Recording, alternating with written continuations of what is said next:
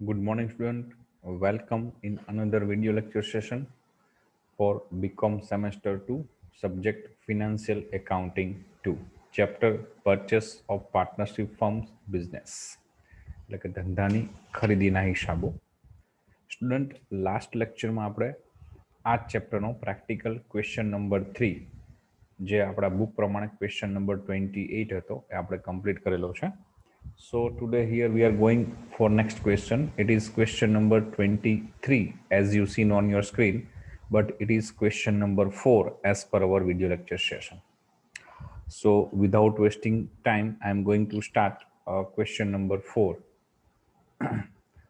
Question is, the Satyam Company Limited was incorporated to purchase the business of Messrs. Kapoor Brothers. Satyam limited નામની company છે, એની સ્થાપના થયેલી હતી કે જે કપૂર બ્રધર્સનો ધંધો છે એ ખરીદી લેવા માટે. The authorized capital of the company is 10,000 equity shares of ₹10 each. જે સત્યમ કંપનીની સ્થાપના થયેલી હતી તેની સત્તાવાર શેર મૂડી 10,000 ઇક્વિટી શેરની હતી, જે દરેક શેર ₹10ની કિંમતનો હતો. The balance sheet of the firm was as under, અને એ સમયે પેઢીનું પાકું સરવૈયું નીચે પ્રમાણે હતું. બેલેન્સ શીટ આપણને આપેલું છે 31/3/16નું. Conditions for the business purchase were as under. ધંધાની ખરીદી અંગેની શરતો નીચે પ્રમાણે હતી.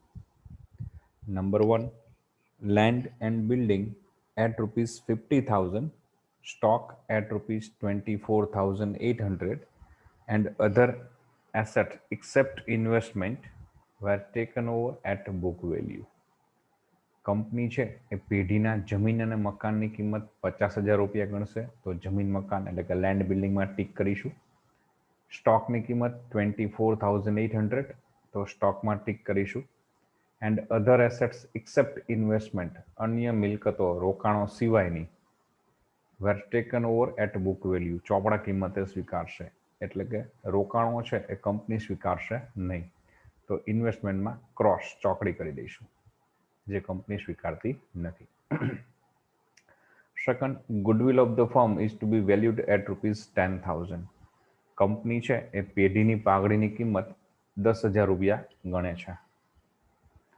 Number 3, all the liabilities except bank loan, also make underline here, are to be accepted by the company. પેઢીની જે બધી જવાબદારીઓ છે બેંક લોન સિવાયની, એ જવાબદારી કંપની સ્વીકારે છે. તો બેંક લોનની જવાબદારી પણ કંપની સ્વીકારતી નથી, તો ત્યાં પણ ચોકડી કરી દઈશું, cross. The firm's dissolution expense is ₹1,000 which was borne by the company. પેઢી બંધ કરવા માટેની જે પ્રોસિજર છે એનો વિસર્જનનો ખર્ચ ₹1,000 થયેલો છે, જે કંપની દ્વારા ચૂકવાયેલો હતો. એટલે કંપની લિક્વિડેશન એક્સપેન્સ પે કરે તો જ્યારે આપણે પીસી ગણીશું ત્યારે પીસીમાં ઇન ફોર્મ ઓફ કેશ રોકડ સ્વરૂપે આપણે એડ કરી દઈશું, અને એનાથી એટલી વેલ્યુ ફર્મની ગુડવિલની વધશે. Number 4, the purchase consideration is to be paid in 5,000 fully paid equity shares at 20% premium, 6% ₹50,000 debenture, and rest amount in cash. ખરીદ કિંમત પેટે કંપની 5,000 પૂરા ભરપાઈ થયેલા ઇક્વિટી શેર પણ 20%ના પ્રીમિયમથી આપશે, ₹50,000ના ડિબેન્ચર આપશે 6% વાળા, અને રેસ્ટ એમાઉન્ટ એટલે કે બાકીની રકમ રોકડમાં. બી રિમેમ્બર, અગાઉ પણ આપણે અવારનવાર પોઈન્ટ આવી ગયેલો છે કે જ્યારે balance in cash, rest amount in cash આવી સૂચના આપે ત્યારે ગુડવિલની ન્યૂ વેલ્યુ જનરલી આપી દીધેલી હોય, તો જ્યારે નેટ એસેટ્સનું કેલ્ક્યુલેશન કરીએ ત્યારે એઝ એન એસેટ્સ આપણે એને એડ કરી દઈશું, અને એવા કેસમાં નેટ એસેટ્સ ઇક્વલ ટુ પીસી ગણવાનું રહેશે. એટલે કે જેટલી ચોખ્ખી મિલકત આવશે એટલી જ ખરીદ કિંમત ટોટલ થવી જોઈએ. આગળ આપેલું છે, the remaining shares were issued to the public at 20% premium. Company છે એ બાકીના શેર જાહેર જનતા માટે 20% પ્રીમિયમથી બહાર પાડે છે. Which were all taken up and paid for, જે પૂરેપૂરા ભરપાઈ થયેલા હતા અને એના પૈસા પણ ચૂકવાઈ ગયેલા હતા. Draft journal entry in the books of Satyam Company Limited and draw the balance sheet of the company. કંપનીના ચોપડામાં આ અંગેની આમ નોંધો લખવાની છે અને પાકું સરવૈયું તૈયાર કરવાનું છે. ઓકે, આન્સર ચેક કરીએ આપણે ક્વેશ્ચનનો.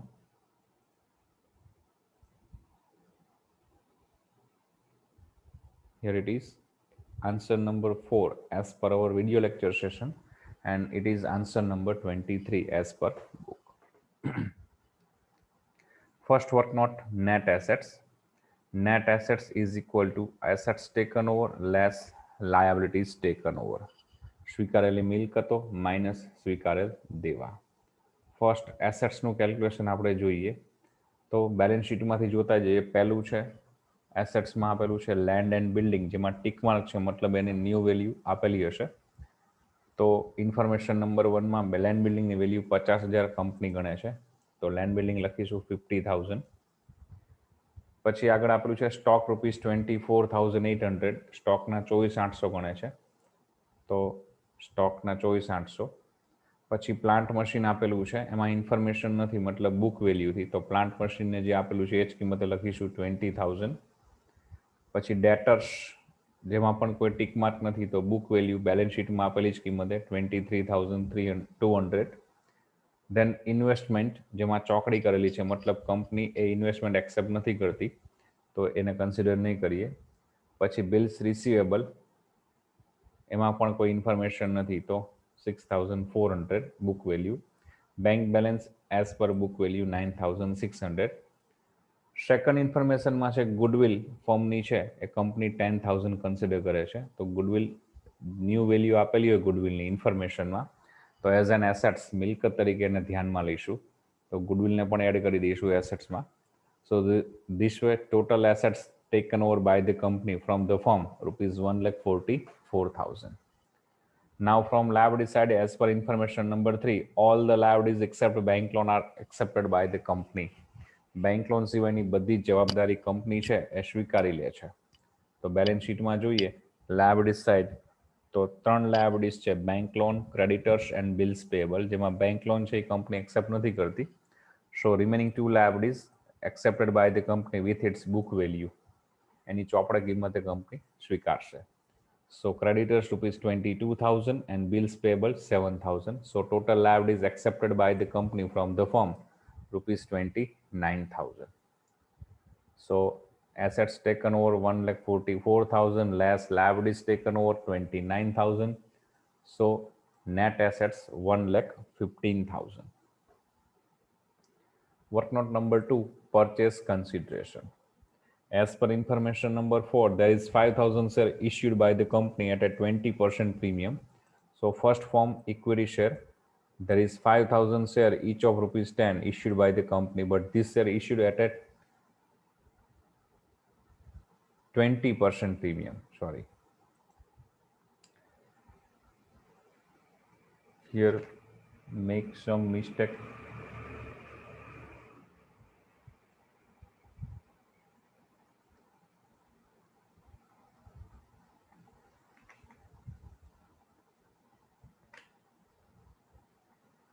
Yes, here mistake. There is a 20% premium. It means 20% of 10 rupees, it will be 2 rupees. So 5,000 share into 2 rupees is equal to અહીંયા થશે 10,000 premium.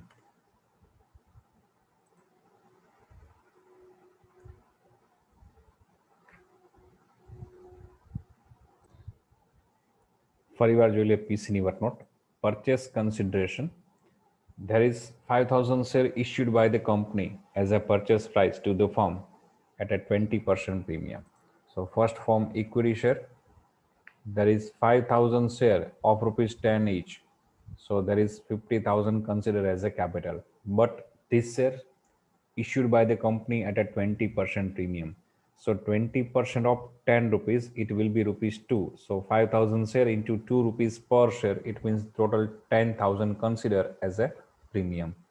So this is the total value of issued share is ₹60,000. Then company issued debenture of ₹50,000 at the rate of 6%. 6% વાળા debenture company ₹50,000 આપે છે, તો એ પણ add કરીશું. Then balance amount in cash. How much balance amount? As we know, there is, if any information given in the question, balance amount in cash, it means there is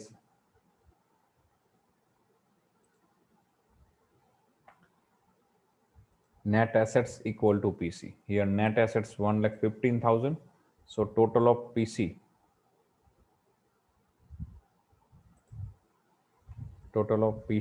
should be equal, maintain equal to 1,15,000. Out of 1,15,000, there is 60,000 issued in form of share, 50,000 issued in form of debenture, and remaining rupees 5,000 paid in cash. ખરીદ કિંમત તરીકે company બાકીના રોકડા આપે છે. તો ખરીદ કિંમત કેટલી? જ્યારે દાખલામાં આવી સૂચના આવે કે બાકીના રોકડા, ત્યારે એ ક્વેશ્ચનમાં જનરલી પેઢી જે વેચનાર છે એની પાઘડીની કિંમત આપી દીધેલી હોય છે, જેને આપણે મિલકત તરીકે ધ્યાનમાં લેવાની હોય છે. જો પાઘડીની સૂચના ન આપેલી હોય તો પાઘડીની કિંમત ગણવાની નહીં. તો એવા કેસમાં જેટલી ચોખ્ખી મિલકત આવશે, નેટ એસેટ્સ, એટલી જ ટોટલ ખરીદ કિંમત થવી જોઈએ. અહીંયા 1,15,000 નેટ એસેટ્સ છે, તો 1,15,000 ખરીદ કિંમતનો ટોટલ થવો જોઈએ. 1,15,000માં કંપનીએ 60,000 રૂપિયાની કિંમતના ઇક્વિટી શેર આપેલા છે, 50,000 રૂપિયાની કિંમતના ડિબેન્ચર આપેલા છે, 60,000 વત્તા 50,000, ટોટલ 1,10,000. મતલબ બાકીના 5,000 રૂપિયા છે એ કંપની રોકડ સ્વરૂપે ચૂકવશે. ઓકે. પછી ઇન્ફોર્મેશન નંબર 3માં જ આગળ આપેલું છે સેકન્ડ લાઇનમાં કે ફર્મનો ડિસોલ્યુશન એક્સપેન્સ છે એ કંપની પે કરે છે. This is new point. Be remember always, if vendors liquidation expense paid by the purchaser, ધંધો વેચનારનો વિસર્જનનો ખર્ચ ખરીદનાર કંપની ચૂકવતી હોય તો ઇન ફોર્મ ઓફ કેશ, રોકડ સ્વરૂપે પીસીમાં આપણે એડ કરી દઈશું, અને એટલી વેલ્યુથી ગુડવિલની વેલ્યુ છે એટલી ઇન્ક્રીઝ થશે. તો અહીંયા વેન્ડર ફર્મ જે છે એનો લિક્વિડેશન એક્સપેન્સ કંપની પે કરવાની છે 1,000 રૂપીઝ. ઇટ મીન્સ કંપની એટલા 1,000 રૂપિયા વધુ ચૂકવશે as a purchase price. So this way total actual PC paid by the company to the firm rupees 1,16,000. Okay. અને 1,000 થી ગુડવિલની વેલ્યુ પણ ઇન્ક્રીઝ થઈ જશે. So this way here we complete second work note, purchase consideration. Now work note number 3, public issue. As per data given in the question first paragraph, there is authorized shares of Satyam company is 10,000 shares. Out of 10,000 shares, company already issued to the vendor firm 5,000 share in purchase price. So remaining 5,000 shares issued by the company to the public. કંપનીની સત્તાવાર share 10,000 share છે, એમાંથી કંપનીએ 5,000 share ધંધો વેચનાર પેઢીને ખરીદ કિંમત સ્વરૂપે આપેલા છે. મતલબ બાકીના 5,000 શેર છે એ કંપની જાહેર જનતા માટે બહાર પાડે છે. ઇન્ફોર્મેશન નંબર 4 કમ્પ્લીટ થયા પછીના પેરેગ્રાફમાં આપેલું છે remaining shares were issue to public at 20% premium. તો આ 5,000 શેર્સ છે, કંપની 10 રૂપીઝના શેર છે, મતલબ 50,000 કેપિટલ, બટ કંપની આ શેર પણ 20% એટલે કે 2 રૂપીઝ પર શેરના પ્રીમિયમ રેટથી ઓફર કરશે. So this way total amount received by public issue 60,000.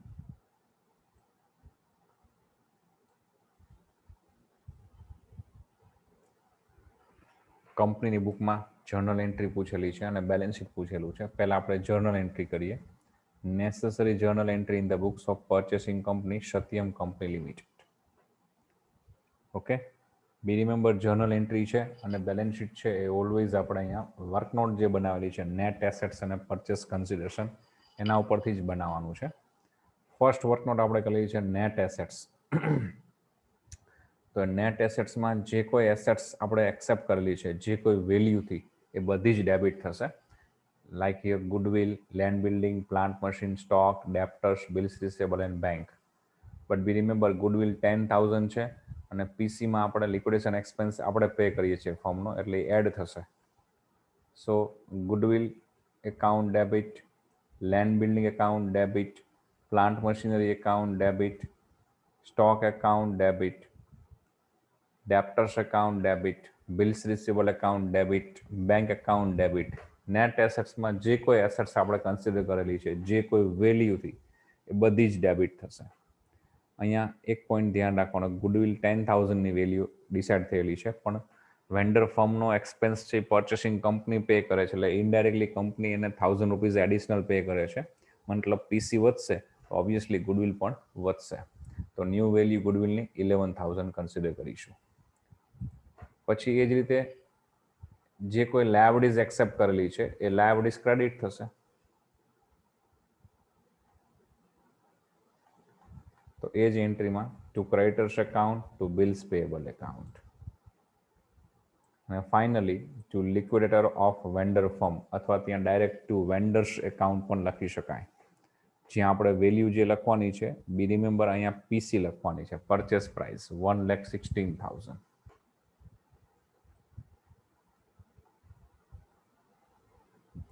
Okay. Second journal entry જે સ્ટાર્ટ થશે, પહેલી એન્ટ્રીનો એન્ડ જે છે, ટુ લિક્વિડેટર એકાઉન્ટ ક્રેડિટ કરેલું છે, એ જ એકાઉન્ટ અહીંયા ડેબિટ થશે. લિક્વિડેટર્સ વેન્ડર્સ ફર્મ એકાઉન્ટ ડેબિટ 1,16,000. આ 1,16,000 આપણે કયા ફોર્મથી પે આઉટ કરેલા છે એ દરેક ફોર્મ ક્રેડિટ થશે. અહીંયા આપણે 1,16,000માં ઇક્વિટી શેર જે આપેલા છે એ 60,000ના છે, જેમાં 50,000 એઝ એ કેપિટલ અને 10,000 એઝ એ પ્રીમિયમ. પછી ₹50,000 ડિબેન્ચર ફોર્મમાં પે આઉટ કરેલા છે, 5,000 રૂપીસ કેશ ફોર્મમાં, અને બીજા 1,000 રૂપીસ કેશ ફોર્મમાં લિક્વિડેશન એક્સપેન્સ તરીકે. તો એની જર્નલ એન્ટ્રી અહીંયા થશે to equity share capital account,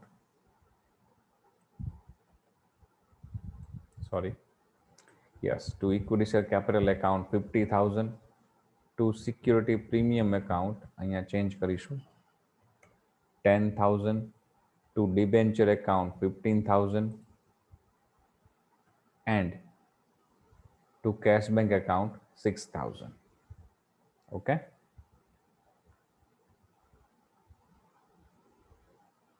second entry પીસીની વર્તણૂક ઉપરથી થશે. થર્ડ એન્ટ્રી પબ્લિક માટે કંપનીએ શેર ઇસ્યુ કરે છે, પબ્લિક ઇસ્યુ થ્રુ કંપનીને 60,000 રૂપીસ મળે છે, એની એન્ટ્રી કરીએ. તો bank account debit 60,000, to equity share capital account 50,000, to security premium account 10,000.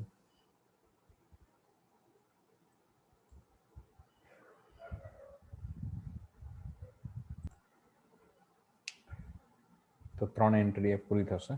Balance sheet આપણે જોઈએ.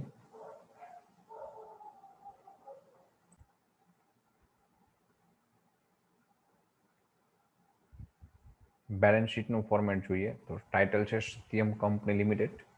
બેલેન્સ શીટ એઝ ઓન 1/4/2016 છે, તો અહીંયા ડેટ અપડેટ કરીએ 16. પહેલું હેડિંગ છે ઇક્વિટી એન્ડ લાયબિલિટીઝ, જેમાં શેરહોલ્ડર્સ ફંડ્સ, જેમાં શેર કેપિટલ અને reserve and surplus. Share capital જોઈએ તો ટોટલ 10,000 શેર્સ કંપની ઇસ્યુ કરેલા છે. હાઉ ઇટ ઇઝ, તો આપણે નેટ એસેટ્સ ને પીસીની વર્તણૂકને જ કન્સિડર કરવાની છે.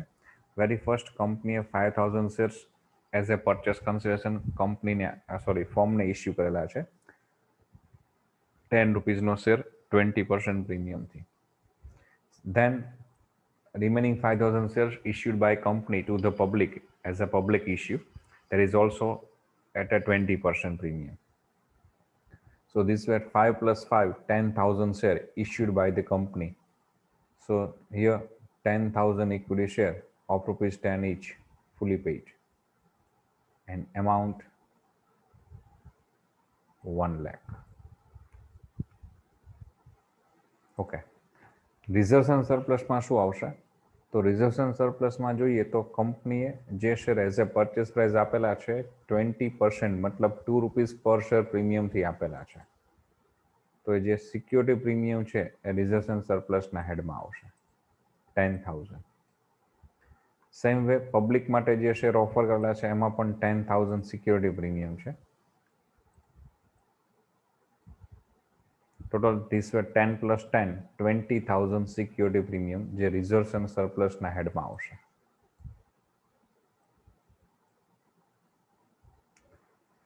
Number 3 sorry heading number 2 non current liabilities, જેમાં પહેલું છે લોંગ ટર્મ બોરોઈંગ્સ, લાંબા ગાળાના દેવા, ઉછીના દેવા, જેમાં ડિબેન્ચર મેજોરિટી હોય, કોઈ લોન હોય તો આવી શકે. અહીંયા કંપની બેંક લોન છે ફર્મની એક્સેપ્ટ નથી કરતી, પણ એઝ એ પરચેસ પ્રાઇસ કંપનીએ ડિબેન્ચર પે આઉટ કરેલા છે, તો એ 6%ના જે ડિબેન્ચર છે એ લોંગ ટર્મ બોરોઈંગના હેડમાં આવશે. 50,000 રૂપીઝના ડિબેન્ચર કંપનીએ એઝ એ પરચેસ પ્રાઇસ ફર્મને આપેલા છે, તો જે કંપનીની ફ્યુચરની લાયબિલિટીઝ રહેશે 6% ડિબેન્ચર.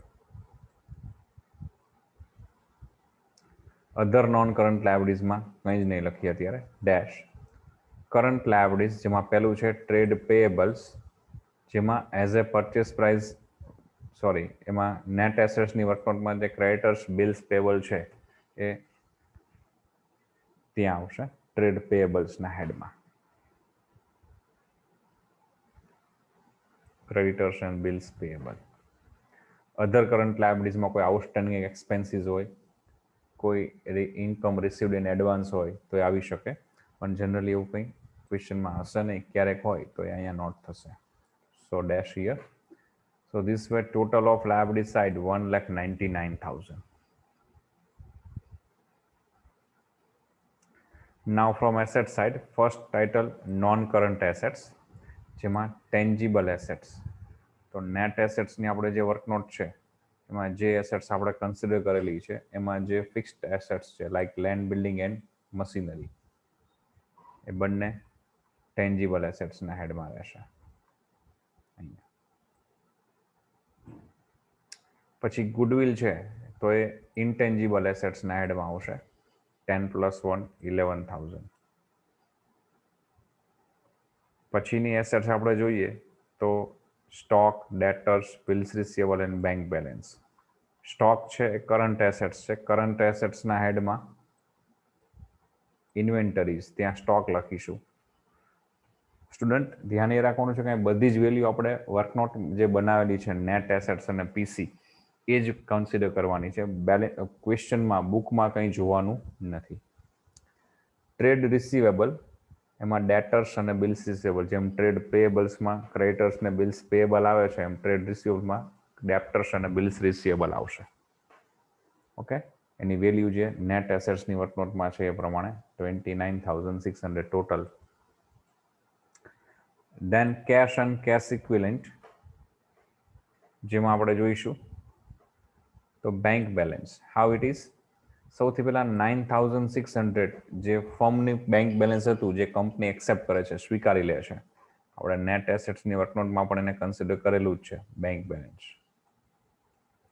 તો એક ફર્મનું બેંક બેલેન્સ કંપની પાસે હવે આવશે, પ્લસ પબ્લિક માટે જે શેર ઇસ્યુ કરેલા છે એના 60,000 રૂપીઝ કંપનીને મળશે પબ્લિક ઇસ્યુ થ્રુ, તો એ 60,000 એમાં એડ કરીશું. અને એઝ એ પરચેસ પ્રાઇસ કંપનીએ જે કેશ પે કરેલી છે એ કેશ એમાંથી લેસ થશે 5,000 rupees and plus 1,000 liquidation expense માટે, ટોટલ 6,000 રૂપીઝ કેશ કંપનીએ એઝ એ પરચેસ પ્રાઇસ ફર્મને પે કરેલી છે, તો એ 6,000 રૂપીઝ આપણે અહીંયા લેસ કરીશું. So this way balance of cash and bank 3,600. અને પછી ટોટલ કરશો તો એસેટ સાઇડનો ટોટલ છે 1,99,000 મેચ થઈ જશે.